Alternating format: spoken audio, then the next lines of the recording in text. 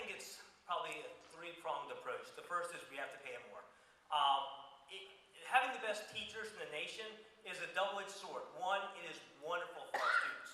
On the flip side, everyone's trying to steal them away, and I don't just mean North Carolina, I mean the private sector too. If you start talking about this deep learning stuff that our teachers are being trained in, look, if you can go and do that in a high school or middle school class, you can run a boardroom at the corporate level. So how do we stop those teachers from being taken away? Well, we have to pay them the same as that they would get paid to go run a corporate boardroom. You have to pay for the skill set. So that's the first piece. The second piece we need to do is we need to give the teachers back to control of the classroom. Look, I was not a good standard test taker. I hated them, didn't do well, ADHD up the wazoo. But my teachers knew I learned certain ways, right? We had mock trials in government class. We had all these different things I learned from. Now everyone's going to teach for that test.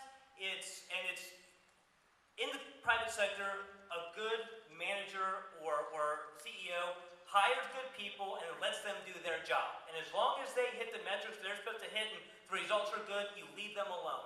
And I see way too often, us in the General Assembly, if you start looking down through administration sometimes, or us talking to you about the school board and what you need to do in your schools, it's us micromanaging when we've never been in that classroom. So we need to just trust y'all to hire the best teachers and leave them alone, and as long as they're getting the results that y'all expect, perfect.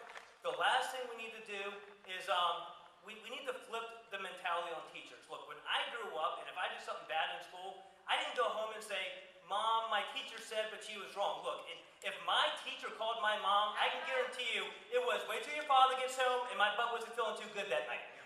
There was no second guessing the teacher.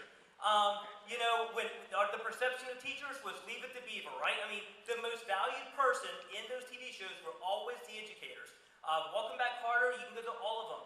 Now, you turn on the TV, you watch whatever, I mean, it's what, Mr. Mackey on South Park. There is a problem with the way teachers are portrayed. They're the ones that prepare that next generation for success. They're the ones responsible for making sure our country continues to succeed.